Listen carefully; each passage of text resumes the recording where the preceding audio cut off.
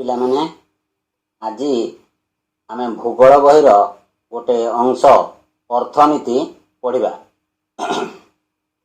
ଏହି ଅର୍ଥନୀତିର ପ୍ରଥମ ଅଧ୍ୟାୟ ପ୍ରଥମ ପାଠ ହେଉଛି ଆର୍ଥନୈତିକ ବିକାଶ। ଏ ଆର୍ଥନୈତିକ ବିକାଶ କ'ଣ ପ୍ରଥମେ ବୁଝିବା। ଆର୍ଥନୈତିକ ବିକାଶ କହିଲେ ସାଧାରଣତଃ ଦେଶର ଅର୍ଥନୀତି କ୍ଷେତ୍ରରେ ପରିଲକ୍ଷିତ ହେଉଥିବା ଅଭିବୃଦ୍ଧିକୁ ବୁଝାଏ।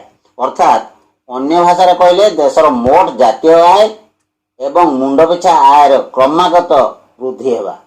କୌଣସି ଦେଶର ଉତ୍ପାଦିତ ଦ୍ରବ୍ୟ ଓ ସେବାର ମୁଦ୍ରାଗତ ମୂଲ୍ୟ ଏବଂ ବହିରାଗତ ଆୟ ସମୂହର ସମଷ୍ଟିକୁ ସେହି ଦେଶର ମୋଟ ଜାତୀୟ ଆୟ କୁହାଯାଏ। ଜାତୀୟ ଆୟକୁ ସେହି ଦେଶର ଜନସଂଖ୍ୟା ଦ୍ୱାରା ଭାଗ କଲେ ଉକ୍ତ ଦେଶର ମୁଣ୍ଡ ପିଛା ଆୟ ଆକଳନ କରାଯାଏ। ପ୍ରଥମେ ବୁଝିବା ମୁଣ୍ଡ ପିଛା ଆୟ କ'ଣ। ମୁଣ୍ଡ ପିଛା କହିଲେ ଜଣକ ପିଛା ସେଟା କେମିତି ହିସାବ କରାଯାଏ।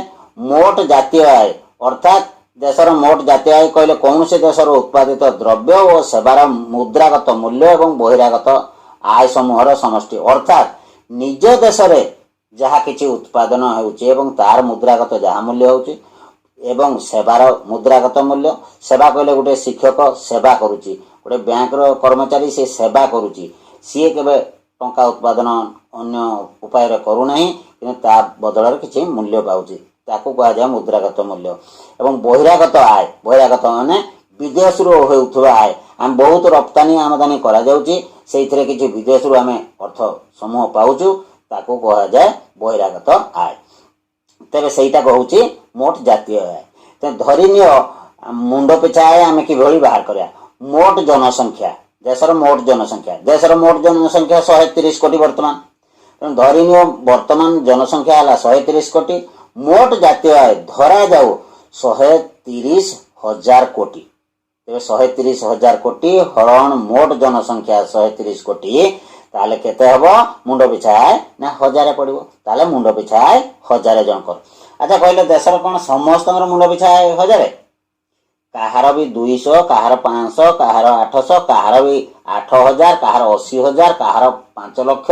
ଏଇଭଳି ଯଦି ଆମେ ହିସାବ କରିବା ରିଲାଏନ୍ସ କମ୍ପାନୀର ତାର ଯେ ମାଲିକ ତାଙ୍କର ଲକ୍ଷ ଲକ୍ଷ ଟଙ୍କା ଆୟ ହେଉଛି ପ୍ରତି ମାସ।